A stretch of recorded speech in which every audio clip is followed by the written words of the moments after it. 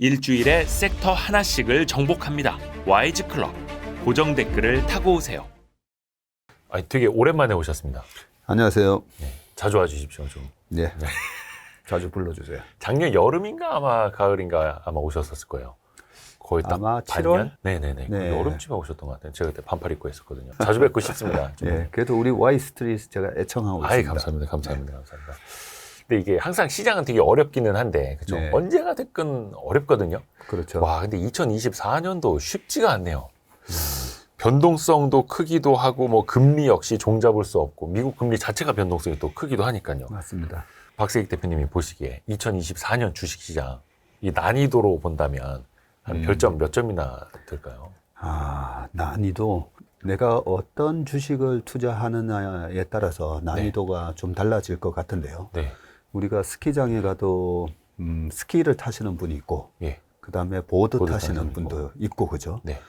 보드 같은 경우에는 배우기는 쉬운, 빨리 배울 수가 있는데, 네. 네, 잘못하다가는 이 쇄골뼈 네, 많이 다칩니다. 네. 그죠? 스키도 뭐 마찬가지죠. 스키 잘못하면 이제 무릎 십자인대 나가기도 하고. 자꾸 무서운 말씀 하시죠. 네. 근데 아무래도 그 초보자 코스에서 다치기는 힘들잖아요.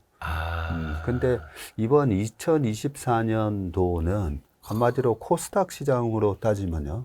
난이도 최상급. 그 다음에, 네, 코스피 시장은 아무래도 조금 이렇게 중급자 정도도 즐길 수 있는 네, 그런 중상급 코스? 네, 그렇게 생각이 듭니다. 물론 초보자는 중상급이나 최상급에 갔다가는 큰일 나죠. 네. 그렇죠. 그래서 저는 이런 말씀을 드리고 싶어요. 작년에, 재작년은 어려운 장이었잖아요. 22년. 예. 네, 그것도 뭐 최상급 코스였었죠. 예. 코스피가 거의 25% 빠지는 장이었고, 미국 시장 나스닥 뭐 30% 이상 빠지는 장이었으니까, 그런 장이었지만은 작년에 많이 회복하셨을 거예요. 그렇죠. 작년에는. 그래서 22년도에 까먹은 걸 작년에 만약에 회복을 못했다. 네, 오늘도 어떤 분이 오셨는데 지금 4년 동안에 수익률이 마이너스 20%더라고요. 4년 누적이요. 4년 유죠. 그래서 그래도 2020년 코로나 때 들어오셔가지고 아마 저 위에서 사셨을 거니까 2,800, 2,900, 뭐 3,000 마이너스 20%면 그래도 양호합니다. 왜냐하면 마이너스 20%면 내가 1,000만 원이 있으면 800만 원 돼 있는 거잖아요. 네. 800을 1,000만 원 만드는 거는 뭐 그렇게 어려운 건 아니니까. 예. 그래서 이 정도면 그래도 양호하십니다. 괜찮습니다. 해드렸어요. 그런데 마이너스 45% 이렇게 되는 분들은 뭐 계좌를 가져오셨더라도 그거 회복시키려면 거의 2배 가야 되는 100%, 예, 2배 수익을 내야 되다 보니까. 그런데 지금이라도 오시길 잘했다라고 말씀드린 게 4년 동안 이렇게 계속 마이너스 상태면 혼자 하셔가지고 절대 회복 못하고 오히려 올해 시장은 더 까먹으실 거라고. 그러면서 한번 계좌를 한번 봤어요. 네. 계좌 보니까 예. 정말 잘 오셨어요. 그 의사 분이셨는데 이제 은퇴하신 의사 선생님이신데 제가 지금 도려내야 돼. 네. 오히려 의사 선생님 계좌가 네. 수술이 필요한. 네. 네네네. 그 수술을 이래 잘라내야 될 곳이 좀 많습니다. 네, 그런데 지금 아주 중환자 상태는 아닙니다. 지금 잘 오셨다고. 네. 그 의사 선생님들이 하시는 얘기가 그거잖아요. 병 키우지 말고 초기에 오라고. 네네네. 그래서 올해 시장은 좀 되게 난이도가 높은 시장입니다. 그 부분을 좀 구체적으로 말씀드리면, 네. 코스닥하고 뭐 코스피, 그리고 그 코스닥하고 코스피가 홀수의 짝수의 수익률이 극명하게 차이가 나요. 특히나 홀수의 작년 같은 시장은 재작년 연말부터 작년 초에 비관론이 되게 팽배했었잖아요. 네. 근데 존 템플턴 경이 아주 중요한 격언을 말씀해 주셨죠. 네. 비관론은 언제 탄생한다고요? 낙관적인 시장에서 탄생하는 게 아니라 네. 네, 강세장은 비관 속에서 탄생하고 그렇죠. 회의 속에서 자라며 네, 낙관 속에서 성숙했다가 네. 행복 속에서 죽는다. 사라진다. 예. 네. 그러면 재작년 말하고 작년 초에는 시장이 2023년 홀수이고 대통령 3년 차고 이래서 올라갈 겁니다라고 얘기를 하면 미친놈? 네. 네. 쟤 뭐야? 지금 경기가 망가진다는데 지금 금리 상황에서 이제 경기가 쇼크가 올 거라고 하는데 뭐 주가가 올라가? 굉장히 비관적이었잖아요. 네. 그 비관적 속에서 결국은 강세장은 탄생을 했어요. 네, 그런 장이었기 때문에 작년 23년은 상반기에 뭐 자동차, 2차 전지, 그 다음에 피부, 미용기계 네. 뭐 많았어요. 뭐 상반기까지 엔터도 좋은 게 많았죠. 엔터테인먼트, 조선 뭐. 네. 그런 식으로 되게 돈 벌기 쉬운 장이었었잖아요. 그래서 작년에는 초심자들도 부상 없이 이렇게 할 수 있는 수익을 낼 수 있는 장이었고요. 근데 하반기에만 가면 대주주 과세 요건 뭐 여러 가지 이유 때문에 하반기에는 코스닥은 조심하셔야 됩니다. 네. 해도 뭐 결국 8, 9, 10월 달에 또 코스닥 많이 맞았죠. 빠졌었잖아요. 예. 그래서 이번 1월 말자로 코스피는 2600 한 70 하면서 네. 2023년의 고점을 뚫고 끝났잖아요. 1월 2일 날. 네네네. 연초에. 예, 연초에. 근데 자세히 보시면 코스닥은 작년에 기록했던 그 고점보다 더 마이너스 내려오네요. 16%로 끝났어요. 네.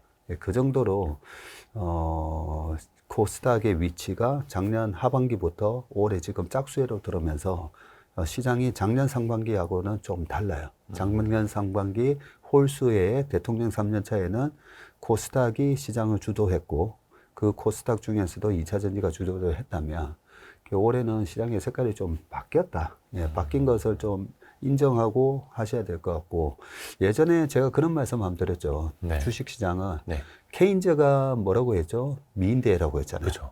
그래서 그걸 갖다가 좀 더 요즘 시대에 맞게 말씀을 드리면 오디션이라고요.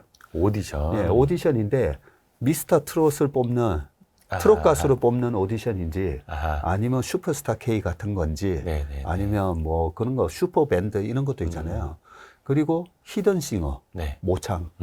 근데 뭐 우리가 슈퍼스타 K 같은 데서 그 전설적인 김광석 씨나 그 똑같이 노래를 하면 중단시키면서 당신 지금 모창해? 이러잖아요. 그죠, 그죠, 그죠. 근데 히든싱어에서는 똑같이 하면 우승이에요. 그죠. 똑같이 하면.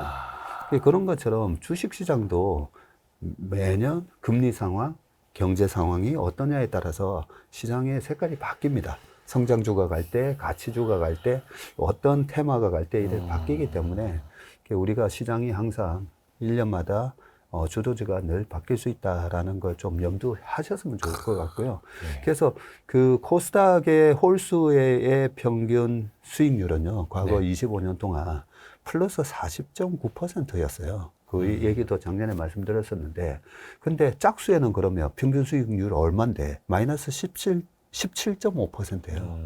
그래서 짝수에는 코스닥에서 함부로 놀다가는 부상당한다는 거죠. 그런 측면에서 이제 작년 하반기부터는 코스닥에서는 이익 실현하시고 올해 연말까지 그냥 좀 푹 쉬시던가. 작년에 7월 달에 2차 전지 질문하셨을 때도 네, 네. 네, 아예 지금보다 우리가 지금 안 사면 이 가격에 못 살 것 같은 그 불안감의 네. 포모 현상 때문에 딱 쫓아 사셨잖아요. 네. 근데 우리나라만의 특성, 그 대주주 과소의 여건 때문에 8, 9, 10월 달은 항상 빠지니까 예. 10월 말에 사셔도 이 가격보다는 싸게 사실 수 있으니까 막 쫓아서 지금 안 사면 못 산다 이런 생각은 안 하셔도 된다라고 말씀드렸었는데 10월 말까지 이제 많이 빠졌었고요. 반등이 들어오는데 그 반등을 보는데 이게 짝수회가 시작되고 미국의 대통령 선거가 있는 해가 시작되고 이번에도 또 트럼프 또 상대가 트럼프야. 불확실성. 네, 이 트럼프에 대한 불확실성. 그리고 트럼프가 보면 그 미친놈 전략을 쓰잖아요. 트럼프가 미친놈이 또라이 전략이라고도 하고요. 네, 예. 뭐 크레이지맨 전략, 네네. 매드맨 전략, 뭐 이렇게 하는데 이건 뭐 게임 이론 그 용어니까요. 경제학 용어니까요. 용어니까요. 예. 그래서 이 크레이지맨 전략으로 협상의 달인이잖아요. 네네. 트럼프가 그런 식의 전략을 쓰기 때문에 이 대통령 선거가 있기 전까지 계속 트럼프 말 때문에 스트레스를 받게 될 거예요. 그런 것 때문에 제가 당부드리고 싶은 얘기는 우리가 장기적인 성장주를 사더라도 웬만하면 좀 싸게 사자는 거죠. 웬만하면. 비쌀 때 사면 스트레스 받거든요. 그런 측면에서는 일단 올해는 코스피로 예, 돈을 버는 장이고 코스피는 좀 즐길 수 있는 그래서 코스피에서는 15%에서 30% 수익을 낼 수 있는 장이고 코스닥은 웬만하면 올해는 다치지 말자. 네, 코스닥에서는 그런 말씀을 드리고 싶습니다. 코스닥이 말 그대로 스키장으로 따지면 최상급 코스고 네, 그러니까 최상급자라면 거기서 이제 놀면 되는데 네, 자칫 잘못하면 이제 중급자나 초급자가 왔을 때 이제 다리가 부러질 수 있는 거고 상대적으로 코스피가 더 나을 수도 있겠다라는 네. 말씀 해주셨고 제가 축구 이번 아시안컵 대회를 한 번도 안 봤어요. 한 번도 안 봤다가 어제 유일하게 처음 봤는데 예. 역시 제가 보니까 지더라고요. 예. 그래서 제가 왜 그런가 이것도 좀 신기하잖아요. 예. 옛날에도 제가 뭐 야구 제가 좋아하던 팀이 5연승, 6연승 하면 제가 보면 꼭 지는 거예요. 네. 그래서 왜 그럴까 생각해 봤더니 네. 이게 그거예요. 실력에 비해서 최근에 좀 많이 이겼잖아요. 네. 그러면 기대치가 높아져 있잖아요. 아. 그게 주식하고 똑같더라고요. 최근에 좀 평균에 비한 좋은 성과가 나왔을 때 혹시 하고 딱 보게 되는데 기대치가 높아졌을 때 딱 보는 게 마치 기대치가 최고치에 달했을 때 주식 사는 거랑 똑같은 걸 하고 있더라고요. 다시 평균 회귀한다. 네, 그래서 어제 괜히 새벽 2시까지 예. 그 지니까 또 잠이 잘 안 오잖아요. 지고 나니까 잠이 안 와가지고 한 1시간 동안 네. 이 분한 마음에 피곤하신 그 몸과 마음을 이끌고 오늘 저희가 이 얘기를 하는 게 2월 7일 네. 수요일 그러니까 아시안컵에서 요르단에게 4강에서 패배한 그 다음 날이기 때문에 우리가 그 또 축구 경기에서 배울 점이 이번에 요르단이 80위권이었잖아요. 피파 랭킹. 예, 우리는 27위예요. 예. 그래서 처음에 제가 또 축구 감독을 하고 있지 않습니까? 조기 축구 감독. 예, 예. 그래서 처음에 한 50분을 보는데 너무 여유 부리는 것 같은 거예요. 누가요? 우리나라가. 오. 뛰는 양이 물론 연장전 2번 했잖아요. 네네네. 그래서 피곤할 수는 있는데 확실히 뛰는 경기량이 좀 많이 줄어들었더라고요. 그리고 미들 쪽에서 왔다 갔다 하다가 가장 프론트 라인에서 빠른 움직임을 안 보여주니까 이제 찔러줄 수 있는 패스를 할 만한 상황이 안 나오더라고요. 그러니까 자꾸만 공을 뒤로 빼게 되고 그래서 제가 하려고 하는 얘기가 제가 갑자기 와이스트리 축구편이 됐는데 네. 저희 뭐 예전에 그 대표님 그 축구장도 쫓아가고 한번 오셨잖아요. 네. 그래서 제가 우리가 투자의 교훈을 얻어야 되는데 절대 약팀이라고 반드시 이길 거다는 그런 기대도 하면 안 되고 그래서 항상 주식할 때는 내가 생각했던 거랑 또 달리 갈 수도 있는 거고 그죠? 거기에 맞는 좀 대응 전략이 또 항상 있어야 되는데 클린스만 감독이 욕 듣는 내용을 쭉 보니까 전략이 없었다. 네네. 네, 저럴 때는 어떻게 이렇게 좀 했어야 되는데 그렇죠, 그렇죠. 그런 게 없었다라고 하는 건 그거는 제가 좀 동의하는 바입니다. 그런 움직임을 보였으면 후반은 분명히 전술이 바뀌었어야 되거든요. 그렇죠. 요 말씀을 드린 이유가 제 전망이 그대로 맞지는 않을 거다는 거죠. 그죠? 뭐 틀릴 수도 요르단이 있고요. 네. 그렇게 나올 줄 모르는 거잖아요. 네네네. 우리가 이런 전략으로 가면 저기는 또 우리를 분석해서 또 다른 전략으로 나올 수도 있고 그렇죠. 시장도 항상 똑같습니다. 그렇죠. 그래서 내가 예상한 대로 안 됐을 때 유연하게 또 이 전략을 바꿀 수 있는 그런 유연한 마음을 가지고 올해 시장을 대비해야 좀 네. 부상은 덜하고 아. 즐길 수 있는 시장이 될 것 같다. 근데 이게 이 투자 난이도를 좀 이겨내려면 뭔가 좀 필요하기는 하지 않습니까? 네. 뭐 자신만의 무기가 될 수도 있는 거고 아니면 뭐 금리를 잘 읽는다라든지. 근데 지금 그게 너무 또 잘 안 보이는 장세 같기도 해서요. 네. 이제 그 근거를 말씀을 드릴게요. 그 예. 무기가 될 수 있는 부분을. 그렇다면 그렇게 난이도가 다른데, 그럼 뭐 어떻게 해야 즐길 수 있는 건데, 그 테크닉을 알려줘. 그런 최소한 거잖아요. 중급자 코스라도 한번 타보고 싶어요. 네. 뭐 이거죠. 예. 네. 사실 그 상급자가 초급자 코스 가서 타면 재미없잖아요. 재미없죠. 네. 그래서, 올해 시장이 어떻게 보면 명확한 나의 투자에 대한 기준이라든지 예. 실력이 있으면, 노하우가 있으면 재밌게 투자할 수 있는 장입니다. 자, 그러면 그 노하우나 우리의 어떤 투자를 하는 데 있어서 무기가 되는 그런 원칙은 뭘까? 그 부분은 이제 말씀을 드릴 건데요. 올해가 왜 코스피는 되는데 코스닥은 좀 위험한 장이냐면, 네. 중소형주를 해야 될 때라 대형주를 해야 될 때가 있어요. 네네. 2020년 코로나 때 그때 중소형주장이었나요? 대형주장이었나요? 그때는 대형주들도 엄청 올랐죠. 그때 빅7이었잖아요. 예. BBIG. 아, 네. 그죠? 바이오, 배터리, 인터넷, 게임. 예. 그러면서 BBIG의 인터넷에서는 네이버, 카카오. 네. 그죠? 바이오는 뭐였죠? 셀트리온, 그리고 삼성바이오. 네네네. 그때 보면 셀트리온 주가가 어마어마하게 올라갔어요. 그리고 인터넷, 네이버, 카카오뿐만 아니라 게임에서는 또 NC소프트라든지 그런 것들 뭐 많이. 그런 것도 있었고, 반도체도, 반도체가 아니라 B 중에 하나가 배터리였죠. 예, 그죠? 예, 예. 그러면서 배터리 LG화. 바이오? 예, 그때 LG엔솔 떼내기 분할하기 직전까지. 네. 그런 식으로 그때는 대형주장이었어요. 왜냐하면, 아니, 코로나 상황인데, 코로나 상황인데 저금리로 만들어 주니까, 하지만 저금리인데 코로나 상황이라는 거죠. 코로나 상황에 락다운 돼 있는데, 그때 식당 많이 망했잖아요. 네. 그렇기 때문에 중소형주를 사기가 무서운 거예요. 스마트 마니가.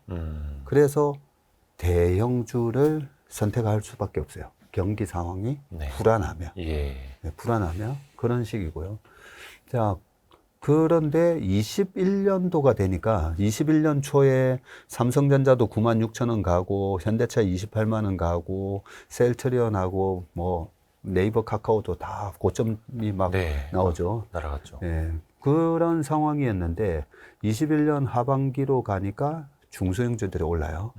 그러면서 위메이드, 예, 플레이 투 온, 네. 메타버스 난리가 났었죠. 난리가 나면서 예, 그런 유들 NFT 하는 회사는 뭐야 이러면서 대형주는 안 되는데 중소형주가 막 올라가는데 21년도가 보면 우리나라 전체 순이익 영업이익이 좋았어요. 그죠? 네. 22년부터 이제 꺾이기 시작했잖아요.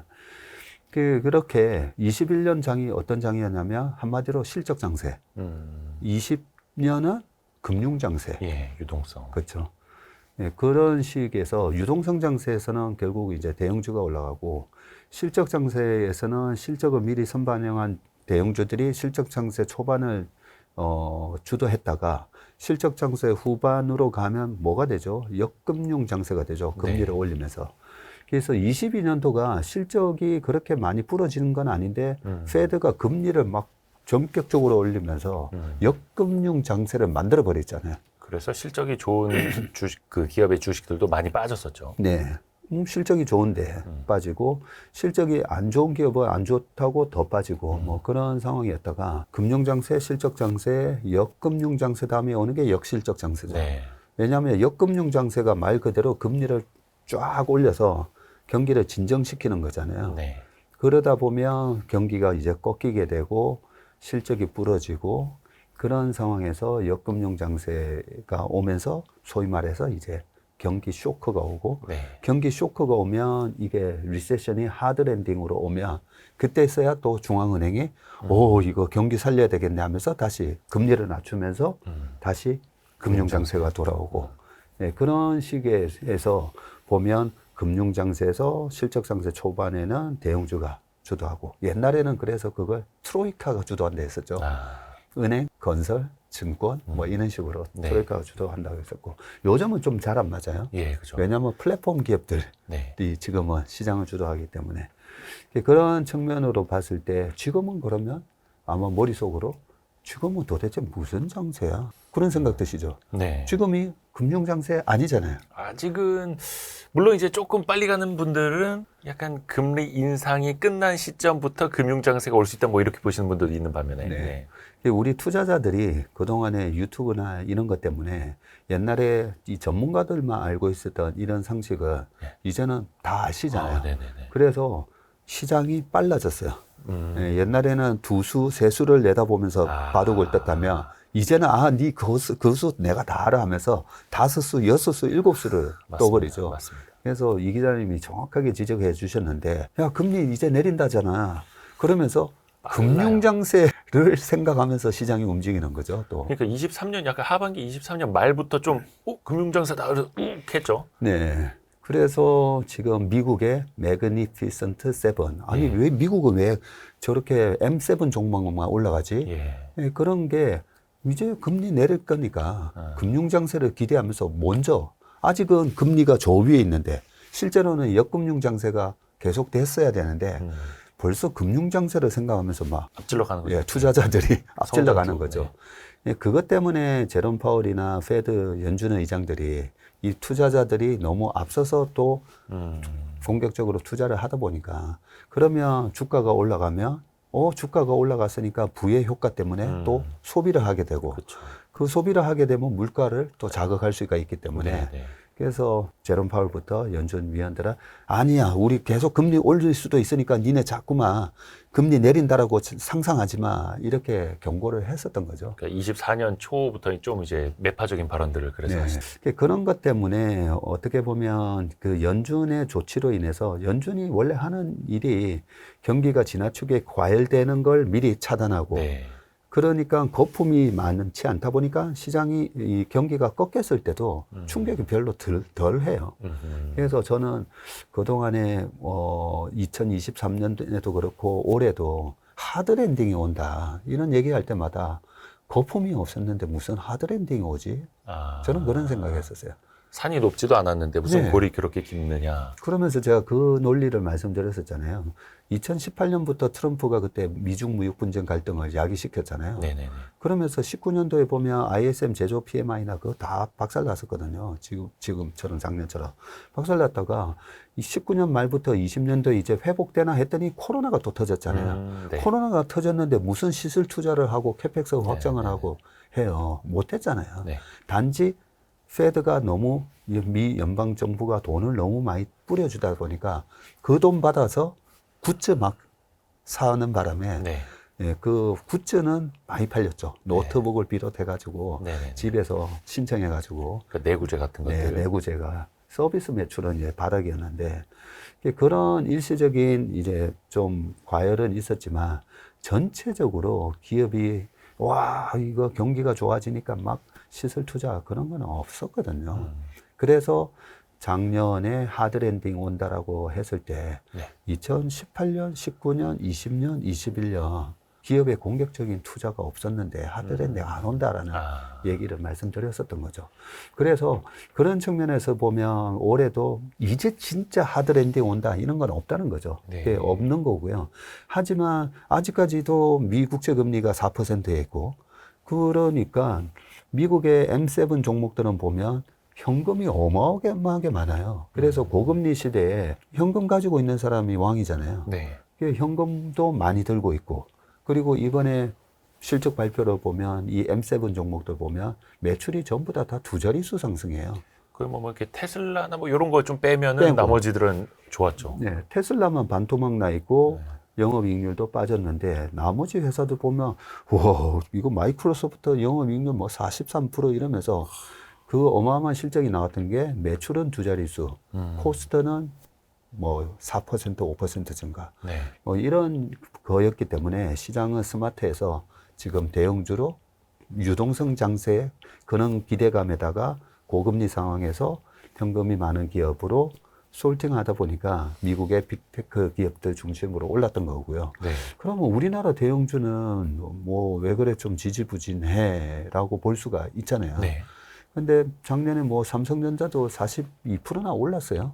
좀 많이 올랐죠. 많이 사실은. 올랐어요. 예, 23년. 하이닉스 88% 오르고 현대기아차도 오르고 단지 작년 상반기 때의 2차 전지만큼 못 올랐기 때문에 뭐 저렇게 지지부진해 하는 식으로 느끼셨을 수는 있지만 뭐 이래저래 그 성장이 나오는 그런 대형주들은 그래도 많이 올랐어요.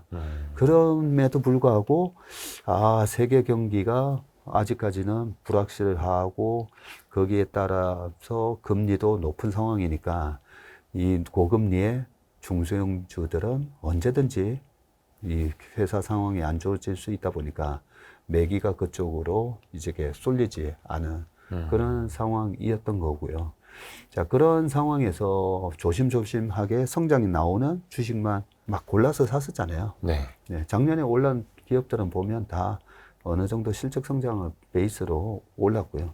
근데 올해 들어와서는 짝수에다가 금리도 생각보다 빨리 안 떨어지잖아요. 그죠. 안 떨어지는 이유가 미국의 경기 관련 지표가 나오는데 너무 잘 뭐야 나오니까. 경기 왜 이리 좋아. 네, 이런 상황이다 보니까 금리는 안 떨어지고 금리가 안 떨어지니까 좀 애매한 기업들이 머리를 들다가 아이씨 금리가 아직 이러네 하면서 또 머리 쳐박고 이런 모습인데 어쨌든 한마디로 좀 정리를 하면요. 긍정적인 부분은 ISM 제조 PMI가 쫙 올라오고 있어요. 바닥치고. 네, 바닥치고 지금 올라오고 컨센 대비해서 서비스 PMI도 그렇고 제조 PMI도 다 컨센 대비 지금 잘 나오고 있잖아요. 네, 제조 PMI도 47점 얼마로 생각을 했다가 49점 얼마 이렇게 나오고 서비스 PMI도 마찬가지죠. 그래서 2024년 대통령 선거가 있는 올해 실질적으로 대통령 선거가 있는 해에 경기가 부러지지는 않습니다. 잘. 2008년 그런 금융위기와 같은 그런 어떤 구조적인 문제만 있지 않으면 네, 그런 상황에서 경기가 좋아지잖아요. 경기가. 제조 PMI가 구매 관리자들이 설베이를 한 거잖아요. 그러면서 경기가 올해 좋아질 겁니다라고 하면 일단 그 경기, 미국 경기에 낙수 효과가 있는 그런 기업은 뭐지라고 먼저 찾게 되어 있고요. 미국의 경기를 주도하는 지금 최고의 대장주는 뭐니 해도 AI잖아요. 네, 그쪽에서 뭐 GPU 아무리 비싸도 뭐 30만 개 확보하면서 막 지르고 있잖아요. 거기에 낙수 효과를 얻는 기업은 뭔가 뭐 그런 차원에서 최근에 반도체가 강했던 거고요. 작년 초, 재작년까지만 하더라도 중국이 전기차 어마어마하게 드라이브 걸고 미국도 마찬가지고 유럽도 보조금 주면서 전기차를 드라이브를 걸었었잖아요. 그런 와중에 우리나라에서 전기차 관련해서 배터리 1등 뭐지? LG 엔솔부터 그 밑에 들어가는 양극재 회사부터 이런 것들이 올랐던 거고요. 근데 지금은 전기차가 아니야? 하이브리드인가? 뭐 이러고 있고. 왜냐하면 소비자들이 선택하는 거니까요. 네, 소비자들이 선택하고 또 하나는 그런 전기차를 드라이브를 걸기 위해서는 그동안에 보조금을 줬었는데 이 보조금 정책도 좀 바뀌고 있잖아요. 나라별로 조금씩 줄어들죠. 유럽도 줄어들고 미국도 IRA 법안이라고 해가지고 또 뭐 차별화된 정책도 쓰고 그런데 소비자 단에서 뭐 확산이 돼야 되는데 얼리 어답터까지는 샀는데 사셨어요? 저는요 아니에요. 네, 저도 아직 아니고. 그러니까 전기차를 먼저 타려고 하는 얼리 어답터들은 이제 살 사람들은 다 샀죠. 얼추 샀다. 그러면 이제 대중화돼야 되잖아요. 쫙 이 침투율이라고 하는 게 쫙 올라와야 되는데 중국은 40%, 뭐 유럽 같은 경우에도 거의 30%대까지. 근데 미국이 생각보다 느리죠, 보면. 한 집에 2대씩 있는 나라에서. 그런 상황에서 지금 침투율이 미국이 이제 겨우 이제 10%인데 여기서 확산될 거라고 생각했는데 뭐 하이브리드가 1등이네 지금 이런 상황인 거죠. 그러니까 이 성장성에 약간 퀘스천 마크가 떠오르고 그런데 그래도 테슬라가 1등이니까 테슬라의 실적을 보면서 우리는 믿고 가야지 했는데 테슬라가 2022년만 하더라도 영업이익률이 16.8% 나왔는데 그것 때문에 전 세계 자동차 중에 아무도 16% 못해요. 못하죠. 그렇잖아요. 그 BMW 정도가 11%, 도요타가 한 10%대. 뭐 그런데 얘는 뭐야? 16.8%야? 했던 게 9% 나와버렸잖아요. 이제 떨어지고 있죠. 네. 그러다 보니까 여러 가지 전기차 성장에 대한 의심이 드는 거죠. 그러면서 이번에는 뭐야? 챗GPT AI야 하면서 투자자들의 관심이 옮겨가고 그러면 챗GPT도 똑같아요. 이 전기차처럼 언제 우리가 상상했던 그 성장률의 기스가 나올 때는 주가가 확 부러질 건데 그런 걸 확인하기 위해서 저희는 이번에 빅테크 기업들 발표를 할 때 캐펙스 투자를 다 보거든요. 어마어마한 캐펙스 투자를 하고 있죠. 뭐 예를 들면 뭐 서버라든지 서버에 대한 어마어마한 투자 발표를 다 하고 있어요. 그거 보면 이쪽 시장은 이제 열린 거잖아요. 재작년 11월에 챗GPT 나오면서 이제 열린 건데 서버용 AI 했더니 뭐 작년 말에는 온 디바이스? 디바이스별로 또 AI를 한다고? 그런 식으로 오히려 확산되고 있죠. 그런 측면에서 지금 전체적인 그 섹터별 주도주는 여전히 이제 AI가 하고 있는 그런 형태고 이런 부분에 있어서 올해 경기가 확실하게 좋아졌다라는 느낌을 주는 21년과 같은 상황이 되지 않고서는 그때 21년 초만 하더라도 2차 팬데믹 때문에 에이 경기가 정말 좋아지나 이랬다가 항상 의심을 품고 있었죠. 네, 근데 삼성전자도 실적 좋게 나오고 다 막 실적이 좋게 나왔어요. 그죠? 그러면서 이제 중소형주 단까지 이제 밑에 올라가는 그런 흐름이 나왔었는데 그래서 올해는 경기가 정말 좋아지느냐에 대한 지금은 올해는 정말 경기가 떨어진다라는 게 컨센서스니까 경기가 안 좋아지는데 무슨 중소형주를 사요? 그런 측면에서 지금 미국 시장도 러셀 2000은 연초 이후 마이너스예요. 예. 마이너스 3% 이상이고 나머지 3대 지수는 다 연초 이후 플러스잖아요. 예. 그런 차원에서 아까 뭐 코스피랑 코스닥 그런 측면에서도 코스닥은 확실하게 올해가 경기 하드랜딩이 아니라 오히려 업턴이네. 경기가 오히려 회복되는 실적 장세로 들어가는 거네라는 확신이 들기 전까지는 약간은 대형주 중심으로 매매하시는 게 좋을 것 같다. 그게 또 더 안전할 수도 있겠고. 네.